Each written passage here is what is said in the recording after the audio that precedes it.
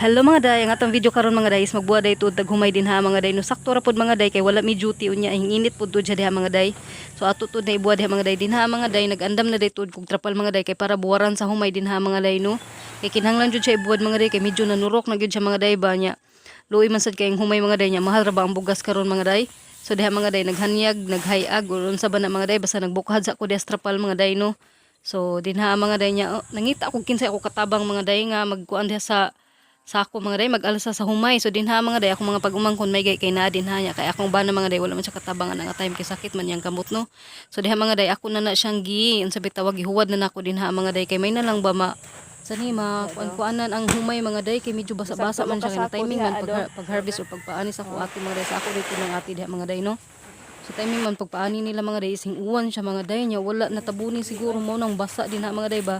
Nya kaluin taon sa pud sa akong mga pagumangkon pero mga kugihan man sa tuod ng mga bata mga day mga kugihan og mga buutan tuod pud na mga day. So hintabang pud day tuod sila din haghakot sa mga humay mga day kay para lang gud mabuwa din ha. So timing ra pud mga day kay ang hinuon ning uwan siya pagka alas 12 mga day medyo nin taligsik siya taligsik lang pero amo tuod na pud gibukas din ha mga day kay sayang man pud ba nga naka humad-humad way tawagan na mga day una kuan siya nakatilaw siya init mga day at least man lang no. So mo na diha mga day ako na siya gipanghuwad sa na dinhadaan mga day kay para diretso na siya ukay-ukay bitaw so mapuno silang nanay mga day.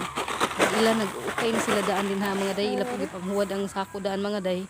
Kay para mawad nga ako iro diha mga day lipay kay siya amo iro kay bong anong lipay kay na siya din ha mga day. Mura ba siya na siya sa dagat feeling siguro niya na siya sa dagat. Bitaw aligri kay siya din ha lipay kay siya mga day. So diha mga day ako na siyang giukay mga day no sa tawagan na rake.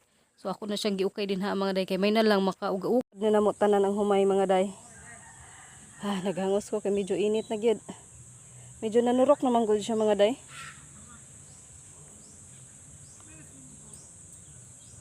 So bukason ra ni dili na rin siya ingon nga ibuhat gyud siguro tibok adlaw di ko sure nilang nanay. Hay nako. Wala pa koy pamahaw mga day no timing karon mga day kay wala mi duty. Kuan ba? April 1 karon. Nya Martes no.